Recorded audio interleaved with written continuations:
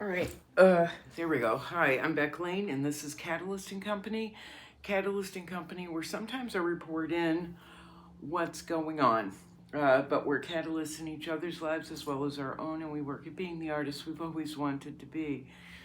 I am super tired. I'm super, so very tired, and a little stressed out, but not in stressed out in the way that I have been, where it's like nobody knows I'm alive but you guys. And ew, I've actually been doing a lot, and just working towards the paychecks, number one, making money, which is nice, especially, now I'm 2 months behind on my rent, and we're coming up on a third month. But I've been working on projects that I've been asked to do. I'm going to be cryptic for a sec. On projects that I've been asked to do that would maybe hopefully end up being not only done by me, but going to end up being nice paychecks. So that's really cryptic and weird and awkward. One of the things, all right, let me give you an outline of some of the things that I've been doing, and then we'll talk about this. I've entered work into an open call for the National Portrait Society. They asked for 2 images from artists, portrait artists, but 2 images, not of 2 separate pieces of work, because that I would have found more preferable, or like, a few pieces of work, but they asked for 2 images of one piece of work that you've done. So I applied for that. I can't remember when the date is, but I've put it, as you can tell, I put it out of my mind when the announcement date is, because I honestly, quite normally, never get deemed ping one of the talented people, or one of the whatever people, magical people who are deserving. So I put that out of my head so I don't get angry and anxious over it. Number 2, I've submitted to a hotel, a very small hotel chain with, I think, 7 different locations, and but it's not just a hotel chain, they own their own museums. These people collect artwork. So I applied online, and then I also sent one of my portfolio presentation kits, or project presentation kits, with an artist statement, CV, of course the letter of introduction, the whole bit, with examples of my work in it, tons of examples. I think I did 24 pages, I think, in the presentation kit, along with putting in my brochure, a copy of my brochure, a couple copies, and all kinds of things that would give these people an understanding that I do the work, I have total drive and commitment, I am consistent, all the stuff you want people like this to know. So we did that, and then we did that, and then I submitted for a local fellowship, an organization called Halo Arts Project here in Sarasota. And what it is a philanthropic artist support agency or organization. It was founded by a woman who is a philanthropist in town and is deeply involved in the arts. She and her husband are running it. But Halo, they actually give financial support to artists, and it's not a lot of that cold jumping through hoops thing that we normally have to do. There was a form I had to fill out. I filled it out wrong. I filled it out incompletely, and I was basically like, well, first I was really worried while I was filling out the forms, the online forms, because I never win anything. I'm never deemed connected enough or whatever enough, And I get all worked up and upset, and I'm writing like with this, I'm writing and rewriting my application, and rewriting my CV and artist statement, and driving myself into a dither. So I called a friend of mine and I said, I don't know what to do, because I never win these things. As optimistic as I normally am about my entry, and confident, that's the thing, and confident I am about submitting, I still never win. So I basically wrote in my submission, I never win things like this, but I'm doing it anyway. And well, the organizers for the fellowship kept emailing with me. You need this, you need to add this, you need to have that, So about 3 emails into this exchange, I just started signing everything. You're a problem child. You're a problem child, Beck, with my phone number. And to only text me because I don't answer my phone. So it just turned into a running joke where we went back and forth and back and forth. One of the problems was they asked for a mentor. And I explained in my first submission that I don't have a mentor. I work with people. I've mentored people all over the world for 10 years. Other artists for 10 years. I mean, all over the world. But I haven't been able to find a mentor myself who is trying desperately to achieve the goals that I've been trying to achieve. The one person I learned about in Sarasota who was actually on not only doing the things I wanted to do, but on the trajectory upwards, was John Sims, and he passed away last year. So I've had nobody to go, how do I do this? How do I make this happen? So they wrote back in one of their many kind emails, they wrote back and said, can you supply a reference, get a reference letter? So I wrote, I texted and messaged 6 people, and asked them if they would mind writing, 6 people I worked with, if they would mind writing reference letter for me. And 5 out of the 6 immediately said yes. One of my good friends who I've done shows with wrote the most lovely, impactful reference letter and had it back to me within 5-10 minutes. And it was absolutely incredible. I cried. I sent it to my sister. She cried. Really beautiful. So we did everything we could here. Oh, and my friend that I called to say, I don't know what to do because I don't win these things. She's like, Beck, just say fuck it and throw spaghetti at the wall and see what happens. And so that's exactly what I did. And I ended up having a lot of communications with Halo Projects and meeting the founder. And we've struck up a friendly acquaintance, which is wild to me. It's funny because that was the third thing I've done, was the fellowship. So I had National Portrait Society, the fellowship, I don't remember, I'm getting lost in my head because I'm tired. But Halo Arts Project was also looking for donations to their online auction, and this is something I want to alert you about. Halo Projects, and I'll put the link down below, is having an online auction. The work has been up. You've been able to bid on it for about 5 days now. It closes Thursday, January 28th. But immediately when I was asked it, I donated 2 pieces.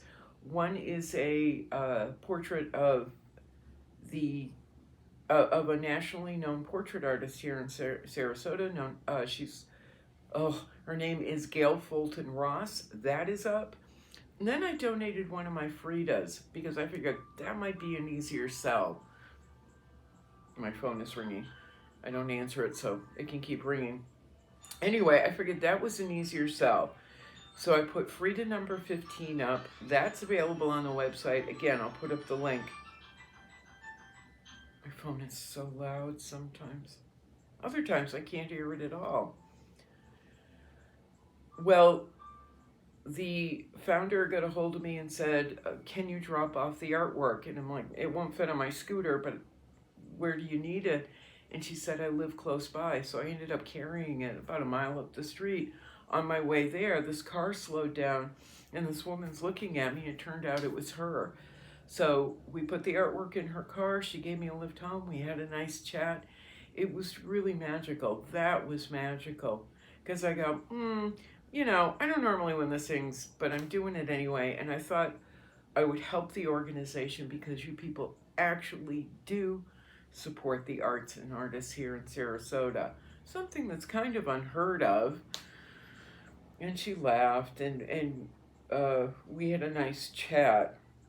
So, Halo Arts Project Fellowship, Halo Arts Project online auction, which is, they're going to have the live event on Thursday the 25th, so in a couple of days. And then what's the other thing? We're doing, we've got this we have to talk about. And then Greg Cruz at Love Art Repeat and I were talking the other day. We're still going ahead with Shade 2. We'll have the opening, I think, on the 17th. Unfortunately, he's juggling a lot too, so he isn't, we haven't quite gotten it as organized as we would like. The work is almost completely ready to go. The rest of it is floating around in the air like particles in the Willy Wonka air bubble machine thing. Anywho, behind me is a sketch of Alfred Hare. Alfred Hare was the founder of the Highwaymen, the Florida Highwaymen, which is a group of 26 artists, black artists, who created landscapes, like 200,000 landscape paintings. And what they would do is load them in their car. They'd get them done. Wet, dry, didn't matter. They'd load them in their car, head out on the highways of Florida and sell them by the side of the road. And this happened during the 50s and 60s, which I find extraordinarily brave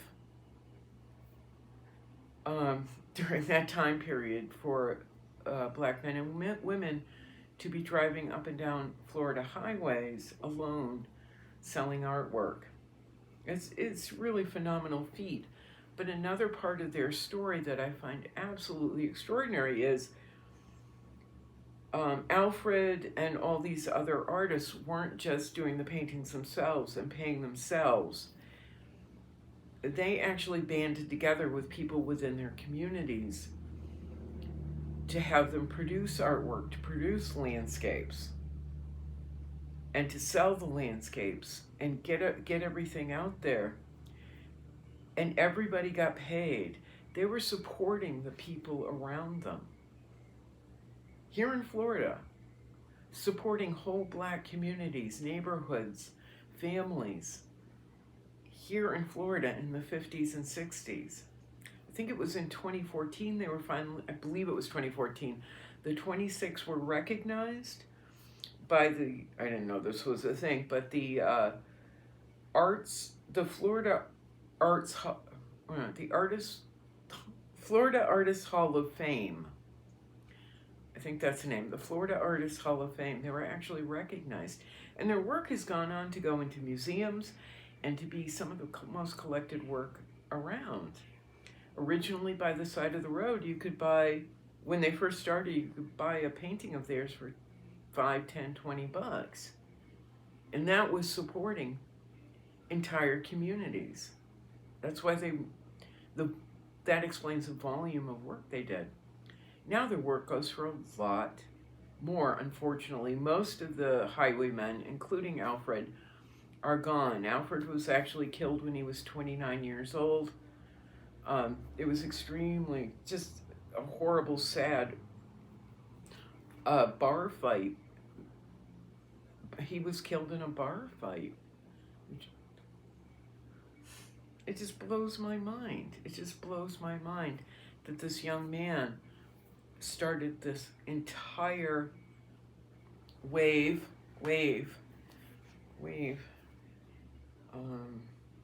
that has transcended him and continued on through the decades. So I was at a meeting, and I ended up talking to the Sarasota Public Arts Director, and we were discussing the Highwaymen and the Highwaymen show of work that's hanging at Town Hall. And I was like, oh my God, I have such a crush on the entire group and their history. She said, I have a project for you. So I was invited to submit work to a mural project. I was invited to submit work that could actually end up on a mural, as a mural on a major wall downtown. And for a change, it's not me, trying really hard to find a wall. It's not me trying to convince people to do this. This is someone who could make a big difference in the state of the arts here in Sarasota, going to bat for me and other artists. It's phenomenal. It's phenomenal. And we were talking this morning, and she said, well, now we have to wait to hear from this person and that person, and we have to wait for that meeting to happen. And I wrote her back, I emailed her back and thanked her for going to bat for me and going to bat for us. For years, I felt so alone here in Sarasota, and it's only been the past year now that I've had people actually getting behind me, and me being able to feel like I could get some footing. But it takes other entities to go, yes, and not sit around and go, well, let's see what other people think of this. However, having the support, I know it's more of a possibility. So we're looking at, I did the work. I actually started producing the work last Friday at 3 p.m. I not only worked on this sketch, which I had already gotten underway previously, I did 2 more full paintings to put in the presentation kit for the project. 2 45-inch by 45-inch by 45-inch illustrations for the presentation kit. Started that 3 p.m. Friday, finished those reasonably early Sunday afternoon, did a little bit more work on this, and then had to get to work on updating my artist statement, updating my CV, or rewriting my artist statement for the project, updating my CV. What else did I have to do? I had to write detailed information about all the symbolism in the mural that I'd like to do, and a bunch of other stuff. Took all that, as well as photographed everything, photographed my work, sent that off to the printer, put together examples of previous work I've done, sent that off to the printer, picked up a $10 presentation folder at FedEx, where they printed out all the work, and they always do a beautiful job, organized it all, and delivered it. All of that listed, it sounds like nothing, but when you have to do it, it's exhausting. Got all that done between 3 p.m. Friday, and on the public art director's desk by 1 o'clock Monday afternoon.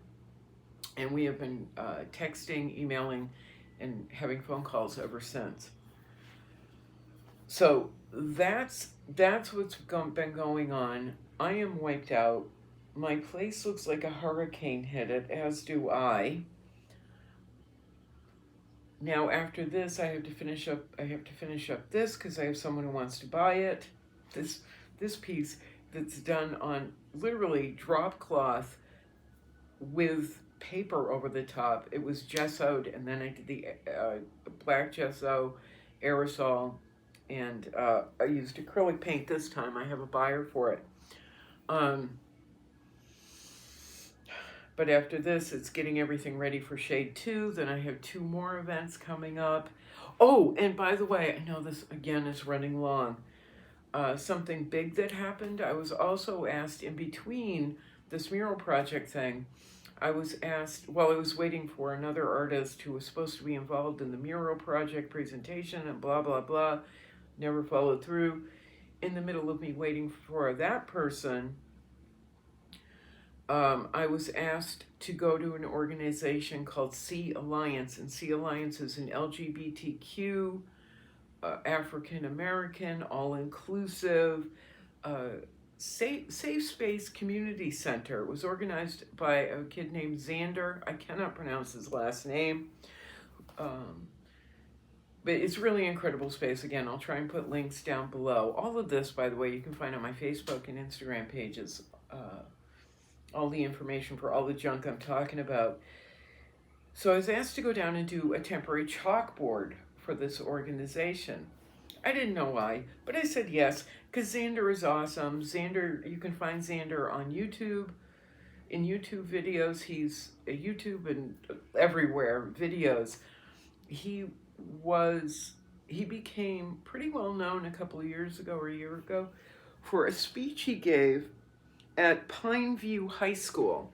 He was a gay social activist at his high school, the principal of Pineview, and a valedictorian, the valedictorian. So he had to give a graduation speech. The principal for Pineview High School told him, he pulled him in his office and said, "You are not allowed to use the word gay." This is while Don't Say Gay was coming into effect in Florida. You are not allowed to use the word gay in your valedictorian speech.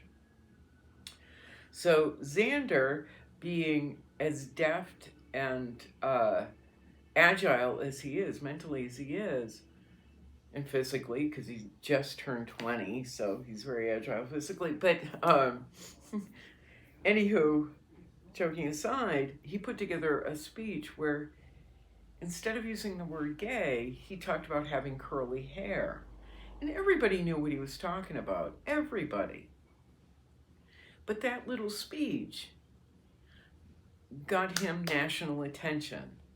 And this kid hasn't been like, "Oh, I'm in the spotlight, I'm shy."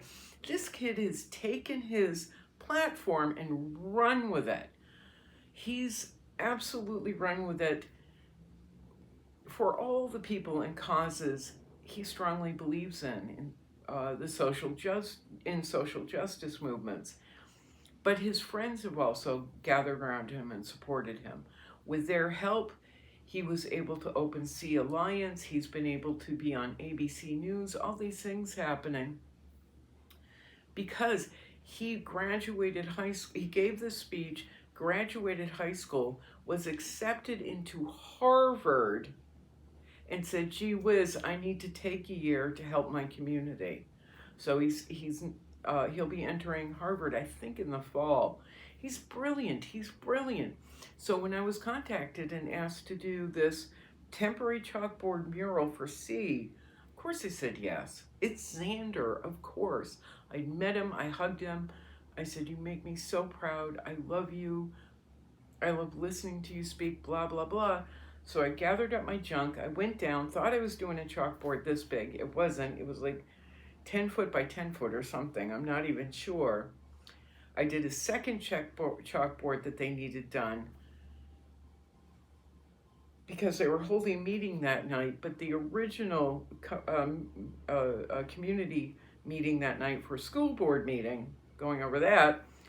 But anyway, the original chalkboard I did, the 10 by 10, I think it was, chalkboard is, or was used as the backdrop for an interview Zander was doing with Nightline ABC News.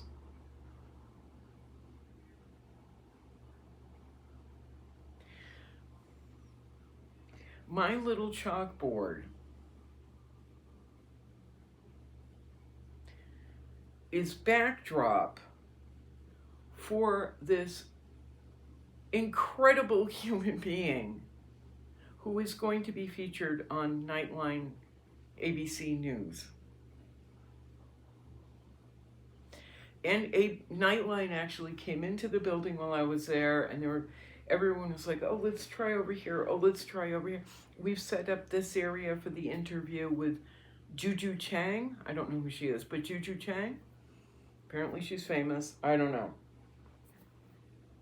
The crew's setting up, and they're like, no. We go, that's nice. And they saw my chalkboard, which is in the front window, and they said, we're going to use that.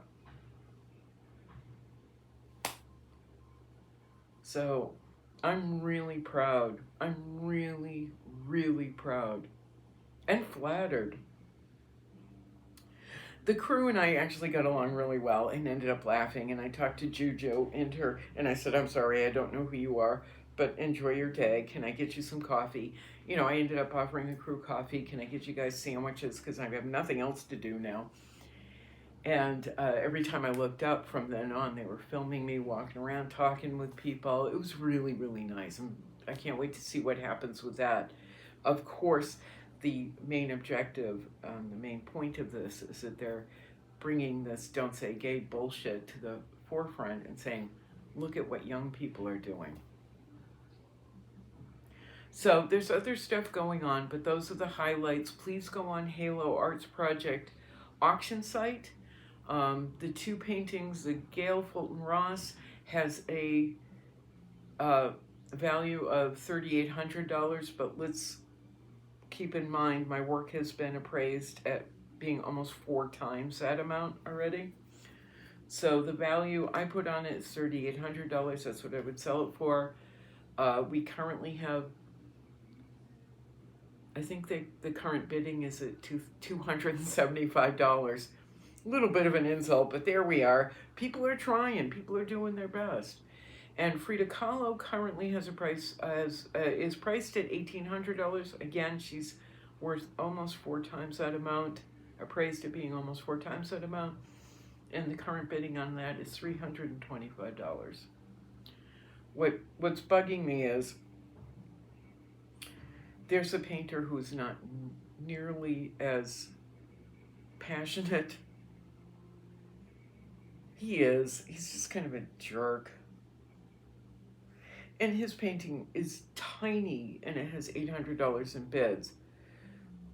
The bottom line, one point to the Halo Arts Project is the winner, the person who gets the highest bids, wins $1,500 that night, the night of the auction, which is Thursday. They're handed a check for $1,500. The guy who's winning is rude and selfish and cruel, and he's badgered and bullied me and other people. I hate it when horrible people come out on top. So if you feel so inclined, bid on anybody's work, anybody, because the winner will end up, or the highest bid, the artist who garners the highest bid will be handed a check for $1,500. Just outbid